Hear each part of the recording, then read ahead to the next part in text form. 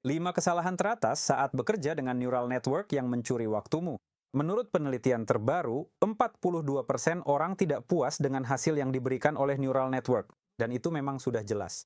Kamu pasti sudah pernah mengalami neural network yang melakukan kesalahan atau memberikan hasil yang aneh. Dan beri like pada video ini jika kamu juga pernah mengalaminya. Atau bahkan kadang-kadang ia terang-terangan berbohong, memberikanmu tautan yang salah. Pokoknya benar-benar kesalahan demi kesalahan. Dan kadang-kadang kamu mulai berpikir, apakah ini memang sepadan? Apakah layak menghabiskan entahlah setengah jam waktumu hanya untuk kemudian menghabiskan 2 jam lagi memeriksa dan memperbaiki hasil dari neural network itu? Masalahnya adalah 96% pengguna yang memakai neural network melakukan kesalahan yang sama yang akhirnya mencuri waktu mereka. Dan sekarang kita akan membahas apa saja kesalahan itu dan bagaimana cara menghindarinya. Jadi, beri like pada video ini jika kamu bukan bot dan bukan neural network. Bersama saya, Pavel Lebedev. Ayo kita mulai. Kesalahan nomor 1 adalah melakukan percakapan dengan neural network. Nah, inilah yang paling banyak membuang waktu saat berinteraksi dengan neural network. Kenapa? Karena kamu mengajukan pertanyaan, lalu dia memberikan jawaban, lalu kamu memperbaiki lagi, dan seterusnya. Ini membuang waktu, jadi jangan lakukan itu. Kamu harus memilih strategi berikut ini untuk bekerja dengan neural network. Kamu membuat satu prompt yang melakukan seluruh pekerjaan. Artinya, kamu harus memikirkan semua tahapan pekerjaan ini sebelumnya. Life hack-nya adalah, tuliskan langkah-langkahnya di dalam prompt, misalnya lakukan langkah 1, lalu langkah 2, lalu langkah 3. Sebagai contoh, kami membuat bot pengacara khusus yang melakukan langkah-langkah berikut secara berurutan. Pada langkah pertama, bot tersebut menganalisis kontrak. Pada langkah kedua, ia melihat di mana kepentingan saya belum diperhitungkan.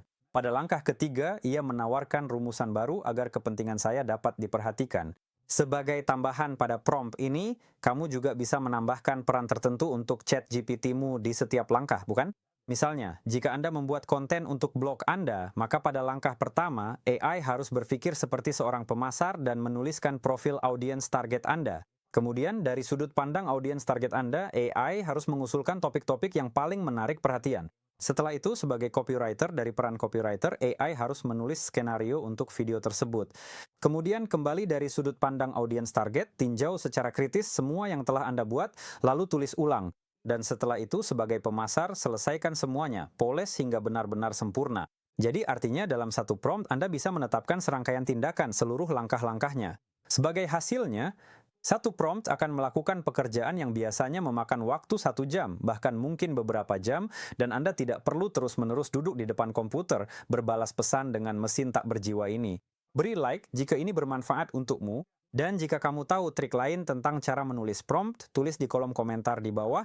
Setiap orang punya rumusnya sendiri, dan saya sangat tertarik untuk melihat rumus apa yang kalian gunakan secara pribadi untuk membuat prompt.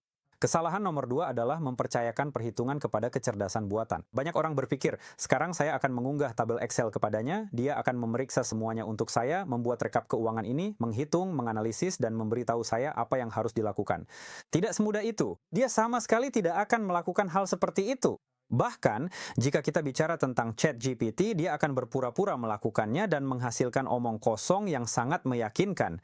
Artinya, dia tidak akan benar-benar menganalisis file-file tersebut. Dan banyak orang melakukan kesalahan di sini. Bahkan pernah ada kasus di mana para pengacara di pengadilan Amerika Serikat mendapat masalah dan dipecat karena ChatGPT membuat referensi yang tidak ada dalam dokumen pembelaan. Akibatnya, pengadilan berkata, astaga, kalian ini kenapa membuat omong kosong seperti itu? Dan tentu saja mereka dipecat. Perusahaan Deloitte didenda oleh pemerintah Australia hampir $500.000 karena mereka membuat sebuah penelitian. Dalam penelitian itu terdapat referensi-referensi yang tidak ada, yang dibuat-buat oleh ChatGPT. Apa artinya ini? Bahwa jaringan saraf ini bekerja untuk menganalisis gambaran secara keseluruhan. Ia bisa menemukan pola-pola rata-rata sangat baik dalam memahami makna, tetapi tidak untuk perhitungan yang presisi. Lalu apa yang harus dilakukan? Saya jawab. Pertama, gunakan Notebook LM daripada ChatGPT, karena Notebook LM adalah jaringan saraf seperti Google kecil. Artinya, Anda bisa mengunggah sejumlah besar informasi ke sana untuk dianalisis. Anda bisa mengunggah dari 50 hingga 300 dokumen ke sana. Itu adalah jumlah yang sangat besar. Setelah itu Anda bilang, ayo coba analisis apa saja yang kita punya, apa yang berkaitan dengan apa, dan seterusnya. Notebook LM akan menemukan informasi tersebut, menstrukturkannya, lalu memberikannya kepada Anda. Mungkin dia bukan yang terbaik dalam membuat teks, tapi tetap saja pasti akan mempercepat pekerjaan Anda. Dan lebih dari itu, ia membuat jauh lebih sedikit kesalahan. Sementara ChatGPT melakukan kesalahan dalam 47% kasus. Contoh kedua. Anda bisa menggunakan ChatGPT yang sama untuk menganalisis tabel, menulis makro. Ini adalah program yang dijalankan langsung di Excel, dan algoritma ini berjalan langkah demi langkah, lalu memeriksa atau bekerja dengan tabel tersebut. Misalnya, Anda bisa menulis makro yang akan menelusuri seluruh, misalnya 1.000 atau 2.000 baris di tabel Anda, menemukan informasi kunci berdasarkan parameter yang ditentukan, menandai baris tersebut, misalnya dengan warna tertentu, atau cukup menyalin baris itu dan memindahkannya ke tab lain, ke lembar lain, dan inilah sebenarnya yang disebut pekerjaan, bukan? Jadi Anda tidak perlu melakukannya secara manual, Anda bisa menulis program yang akan melakukannya untuk Anda. Cara ketiga adalah saat bekerja dengan data yang presisi. Tentu saja, Anda juga bisa meminta program, misalnya ChatGPT atau jaringan neural untuk menulis program perhitungan. Dan omong-omong, itu juga akan berhasil. Dan satu cara lagi adalah menggunakan misalnya layanan jika kita berbicara tentang tabel seperti GPT for Work yang memungkinkan Anda mengirim permintaan dari Google Sheets atau Excel ke ChatGPT dan mengunggah informasi langsung ke sel tersebut. Apa yang kita dapatkan pada akhirnya? Ya, jawaban yang lebih akurat. Dan kita tidak akan mengalami situasi seperti ini lagi. Jadi, beri like jika ini bermanfaat. Kita lanjut ke pembahasan berikutnya. Bagian ini sudah kita pahami. Sekarang, mari kita bicara dengan serius. Kamu pasti sudah menonton lebih dari satu video di YouTube tentang neural network, tentang bagaimana dan apa, tapi entah kenapa hasilnya belum juga ada. Dan aku akan memberitahumu alasannya. Karena untuk mendapatkan hasil, dibutuhkan praktik. Tidak cukup hanya tahu cara bersepeda, kamu juga harus benar-benar mengendarainya.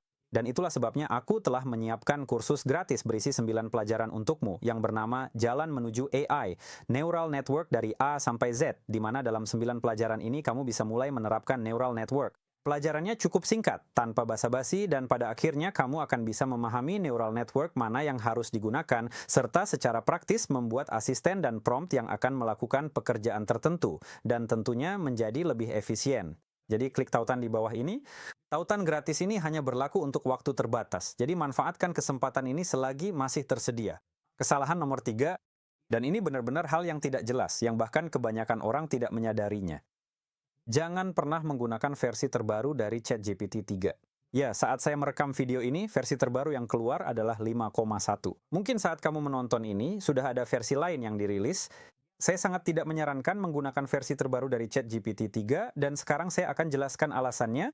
Selain itu, ke versi terbaru tersebut juga harus ditambahkan semua AI gratis yang memberikan akses dalam waktu terbatas. Semua bot Telegram dengan ChatGPT 3 dan sebagainya juga sangat tidak disarankan. Saya akan jelaskan alasannya. Karena versi terbaru dari ChatGPT 3 tidak difokuskan untuk menyelesaikan tugas Anda dengan lebih baik, melainkan untuk mengurangi beban pada server perusahaan. Karena ChatGPT 3 sudah digunakan oleh 700 juta pengguna setiap minggunya. Itu hampir 1 miliar orang. Tentu saja, beban pada server mereka sangat besar, dan mereka berusaha menguranginya. Karena apa? Karena algoritma, ketika menerima permintaan Anda, pertama-tama menganalisisnya, dan jika melihat bahwa tugas tersebut dapat diselesaikan dengan komputasi yang lebih sedikit, maka algoritma akan melakukannya dan menurunkan level model Anda. Apakah Anda pikir Anda sedang mengobrol di ruang obrolan GPT-5? Mustahil. Hampir semua orang berkomunikasi menggunakan obrolan GPT-4o yang ditemukan beberapa tahun lalu. Di sini. Dan jika dia melihat bahwa tugasnya lebih mudah, dia menurunkannya menjadi 4o mini atau 4o nano. Obrolan terbaru GPT-5 menggunakan model GPT 3,5. Saya mengerti bagi sebagian orang banyak istilah membingungkan. Namun, gagasan terpenting di sini adalah model-model baru ini pada dasarnya diciptakan untuk mengoptimalkan beban pada server, bukan untuk menyelesaikan tugas Anda dengan lebih baik.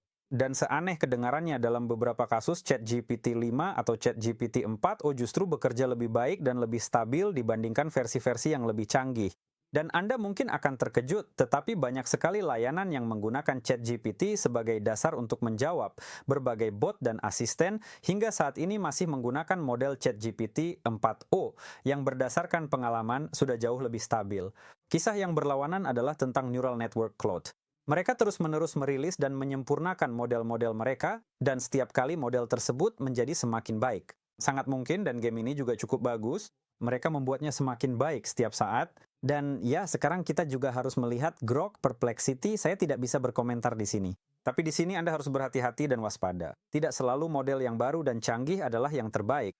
Yang paling penting di sini adalah mengukur seberapa baik model tersebut menyelesaikan tugas Anda.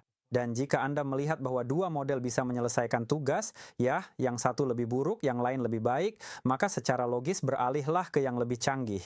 Mengapa sebaiknya tidak menggunakan neural network gratis? Semuanya sangat sederhana, karena Anda tidak tahu apa yang sebenarnya ada di balik layar mereka.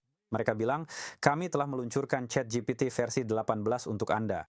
Namun kenyataannya, bisa saja yang digunakan di sana adalah ChatGPT versi lama seperti 4o Nano atau 4o Mini, hanya untuk mengoptimalkan pengeluaran mereka dalam menggunakan model tersebut. Mereka juga harus membayar ke ChatGPT untuk penggunaan itu. Nah, sebenarnya itu saja. Dan berikut adalah daftar semua ya neural network yang saya rekomendasikan untuk digunakan. Saya akan kirimkan tautan ke postingan di komunitas Telegram saya di bawah video ini.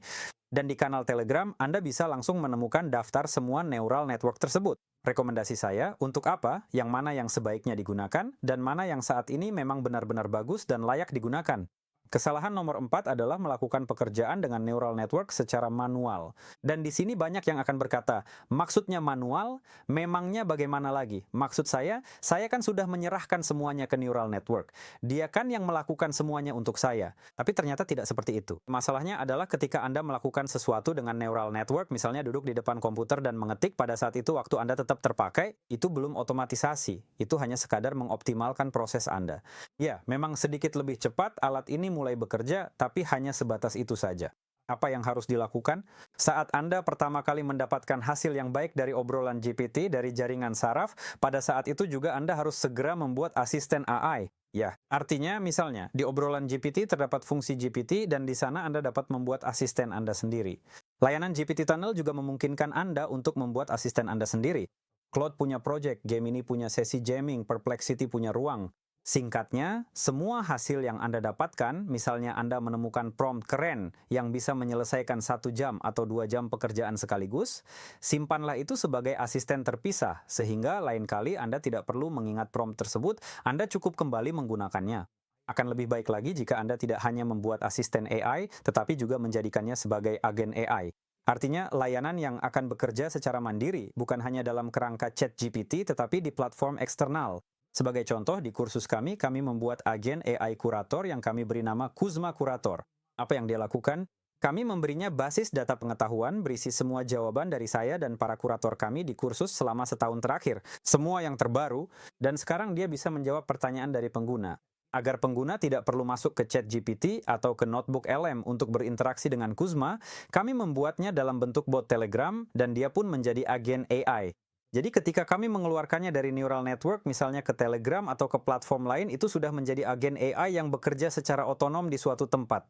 Dan ketika mahasiswa kami di chat mengajukan pertanyaan kepada kurator, Kuzma yang pertama menjawab. Selain itu, dia menemukan jawaban-jawaban yang sebelumnya sudah diberikan oleh orang lain kepadanya.